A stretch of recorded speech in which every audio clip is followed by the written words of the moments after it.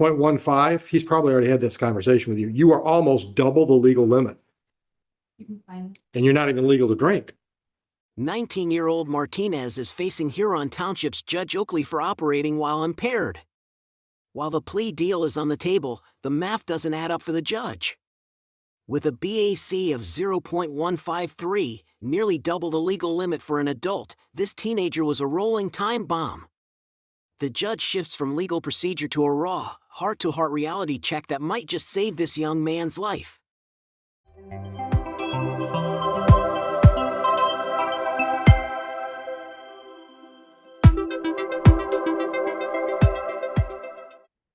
Mr. Bowditch, can we start with Bechtel? Yes. Your Honor, for the record. Jeff Bowditch, appearing on behalf of Mr. Bechtel, who's approaching, in place of the attorney, Mr. Dan Talk. Do you mind if I see these on this? These proceedings along? Thank you, ma'am. Your Honor, today is the date and time set for pre-trial, set for arraignment. Although she might have been arraigned by Zoom. Yes, she was. Then date and time set for pre-trial, we have an executed plea agreement, some which court approved. In that agreement, we give the heading count of operating while visibly impaired, with the understanding all three original charges would be. Thank you. Say your name for me. Bechtel. Bechtel. Ms. Bechtel, have you discussed your rights and options? You understand those? And you understand the possible penalty for the added charge? Up to 93 days in jail, up to $500 fines plus court costs. Understanding all of this, are you pleading guilty to that charge freely and voluntarily today? Mr. Bowditch, if you'll voir dire, October 6, 2025. October 6th, Ms. Bechtel. Were you driving a vehicle? Were you driving a vehicle in Sumter Township? Ma'am, had you been drinking? What had you been drinking? How many? And at some point in time, a breath test at that time? Do you know the results of those? At least the last one. Was it a 0.11? Yes, something like that. Do you have any reason to doubt or challenge the validity of that? And you believe because of the consumption of alcohol, your ability to drive a vehicle wasn't. In your honor, I defense the sentence. I'll accept the plea. I'll dismiss the original charges in keeping with the plea agreement. I'm going to refer you downstairs to our probation department to schedule a pre-sentence interview and a sentencing date, and then you'll come back and we'll talk again. You understand all that? Any questions? Your bond is continued. Just go downstairs. I'll call you up to the counter.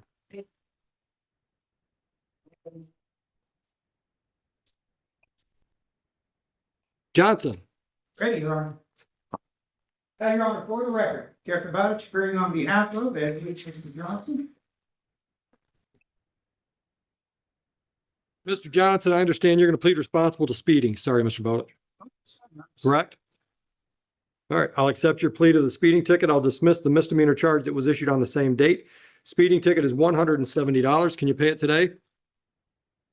Go downstairs, cashier will call you up, take your money with a smile and send you on your way. Have a nice day. Martinez. Ready, Your Honor. Your Honor, for the record, Jeffrey Bowditch, appearing on behalf of Mr. Martinez, who's approaching. Sir, could you tell the judge your name for the record, please? Andy Martinez. Thank you, sir.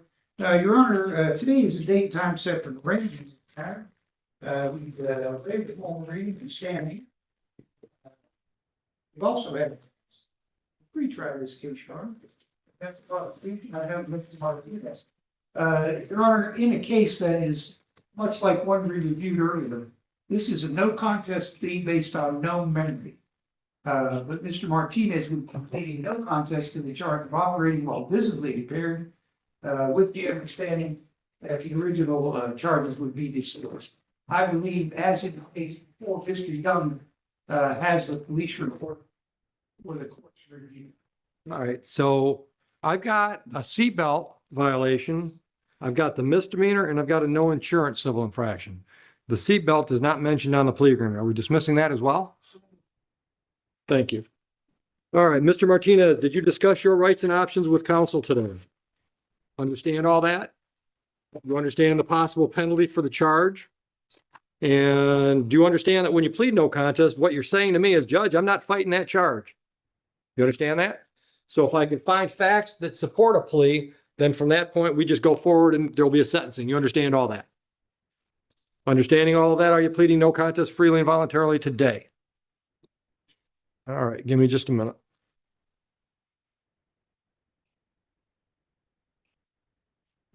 Your phone locked.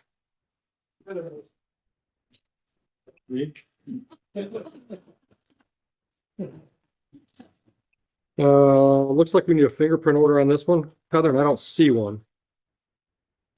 I don't see one in the file.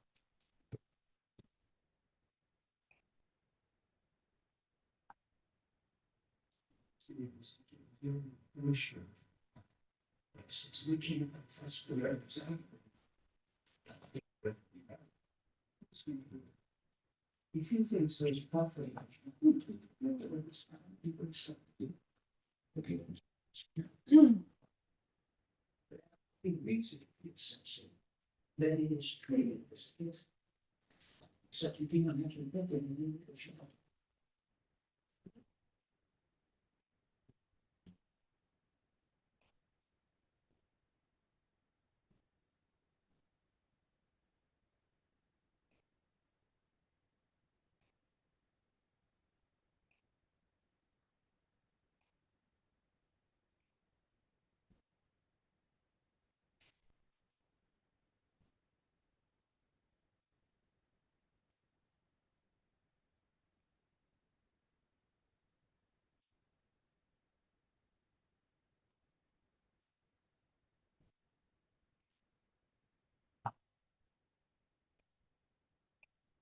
Think of that for some vacant votes.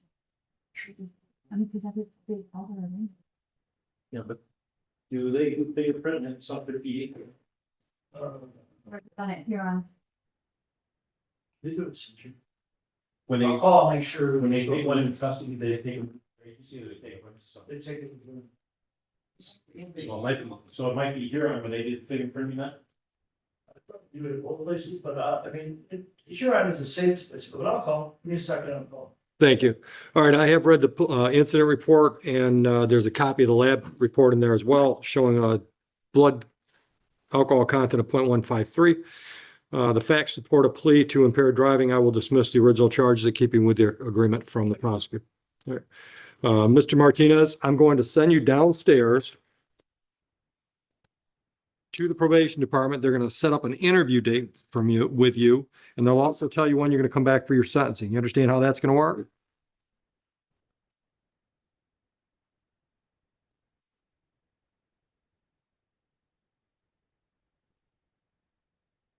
I'm also going to put you on a personal. First condition is pretty obvious, stay out of trouble. Second one is participate with probation and get you back here for sentencing, show up when you're supposed to be here.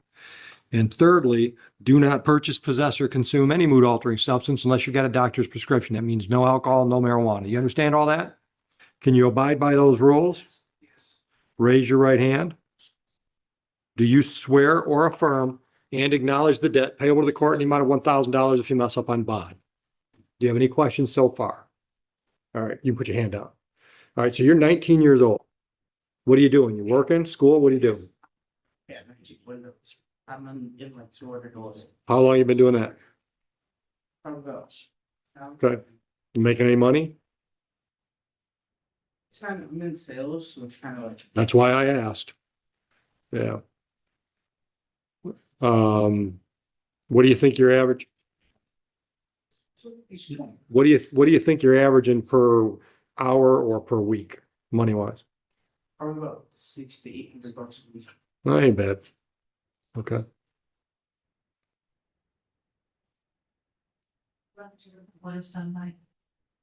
Where are we going? Huron? Yes, go to hearing, but they also because they have an officer come on. So they want an appointment. That would be the best thing. I would say. He didn't say it, but he just said, Yeah. just make the order that he was here on Here on, something. and they'll take care of it. Yeah, so he's gonna have to sit there and wait till somebody gets there. Actually.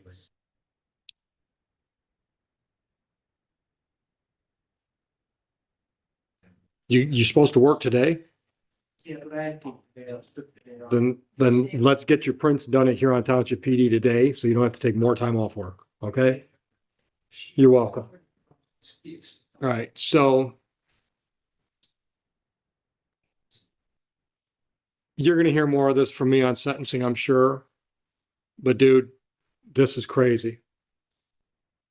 0.15, he's probably already had this conversation with you. You are almost double the legal limit, You can find. and you're not even legal to drink. That tells me that they're, yeah. In anticipation. What I'm seeing here, what I'm reading in this incident report is waving huge, big red flags for me that you might be a guy that's looking at a substance abuse issue. All right. I'm telling you all that so you can be thinking about these things between now and when we see each other again, because I am undoubtedly going to put you on probation, and that's not punishment. If I wanted to punish you, I'd just put you in jail. Okay. I put people on probation because I want to effectuate a change in behavior. So I want you to have an open mind and look at this process as, man, I wish this wouldn't happen, but it did. So I'm going to get everything I can get out of it. The whole process. I want you to look at this as a learning experience. Save your ass. Seriously. Make you a better person, sure, but save your life because, dude, I couldn't drink enough to get to a 0.15 and still get behind the wheel of the car and start it. And you were driving down the road. Now, you're a big guy, but still. There's a lot to be learned from this process that will be of great benefit to you, but only if you go into it with an open mind. All right. So don't look at any of this as I have to because the judge told me. Look at this like I get to because the judge is making it available to me. Okay. If you do that, not only will you get through this process without any major problems, you'll also greatly benefit from what the program can give you. All right. You hearing my heart? Okay. Any questions? Go downstairs and get your date from probation. Hold on. I got to get you a piece of paper that you can take to the police department for your prints. Actually, you know what? Just ask probation to make a copy, right? We just need a copy in the file, a copy for him. Yeah. Yeah. Go down and get in line for probation and they'll get you the paperwork you need. Jamie's just gonna make a copy, give it to him. Oh, that'll work. That'll work. Martinez walked away with probation and a 0.153 BAC record, but Judge Oakley's words about saving his life are what really hit home. The judge prioritized a change in behavior over simple jail time. Do you think a stern lecture from a judge is more effective than a short jail sentence for a first-time young offender? Let us know in the comments.